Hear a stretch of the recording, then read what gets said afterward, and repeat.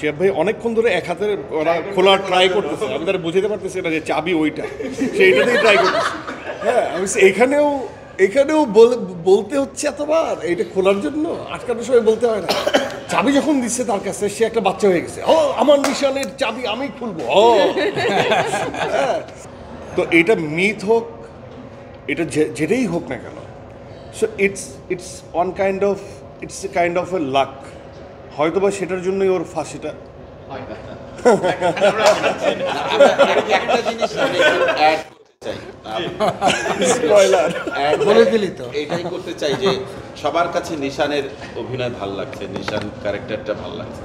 আমার গল্প আমরা নিশানের মধ্য দিয়েই বলেছি, আমার ক্যারেক্টারই গল্প বলেছে, কিন্তু প্রত্যেকে মিলে এই নিশানকে দাঁড় করিয়েছে।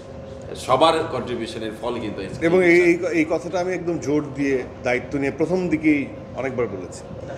সো এই যে আমাদের অভিনয়ের বা গল্পের যে ট্রিপটা, জার্নিটা, এটা আসলে অনেকগুলো পিলারের উপর আসলে নির্ভর করে। একটা পিলার একটু দুর্বল হলে সেখান থেকে গাড়ি পড়ে যাওয়ার সম্ভাবনা থাকে। পরিবারের লোকজনের জন্য একদমই আলাদা সময়, দিনক্ষণ, সেটা আমার দায়িত্ব। এবং আমি যেমন সুরঙ্গের সময় আমি করেছি পুরো হল, আমার একটু পরিবারটা বড়। হ্যাঁ, তো এখানে অনেক আবদার থাকে, সবাই মিলে আমরা একসাথে কাউকে না জানিয়ে চুপি চুপি দেখে ফেলি।